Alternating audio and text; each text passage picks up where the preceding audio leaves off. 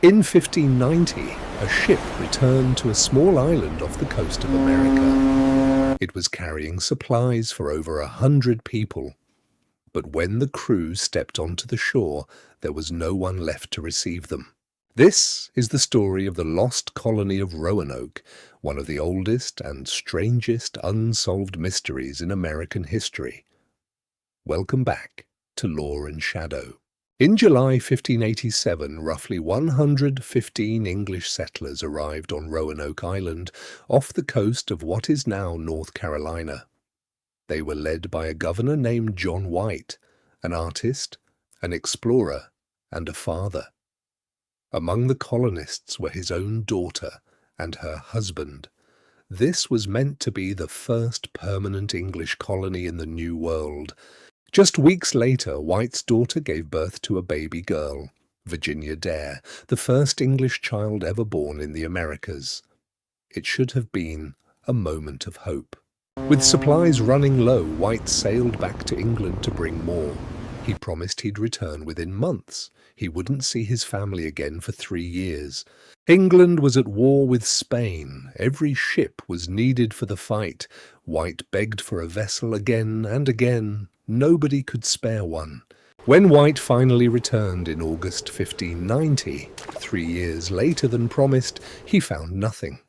No people, no bodies, no signs of a struggle. The houses had been carefully taken apart, as if the colonists had left on purpose, not fled in panic. The only clue left behind was a single word carved into a tree: Croatoan. Nearby, on a wooden post, just 3 letters: CRO. No cross was carved beside it, the pre-agreed signal that would have meant they'd left under attack. Whatever happened, it seemed deliberate. White tried to sail toward Croatoan Island, believing his family and the others had gone there. But a violent storm damaged his ship and forced him back to England. He never set foot in the Americas again. He never learned what happened to his daughter or his granddaughter.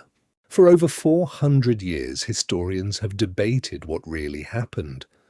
Some believed the colonists were massacred. Others thought they starved or were struck by disease. But the leading theory today is far less violent and far more human. The colonists may have simply joined the local Croatoan tribe to survive, intermarrying and integrating into their community. In fact, this mystery is still being solved today. In 2025, archaeologists digging on Hatteras Island, the island once known as Croatoan, uncovered piles of iron flakes, the byproduct of blacksmithing. It's strong evidence that English settlers were there, working, living, surviving.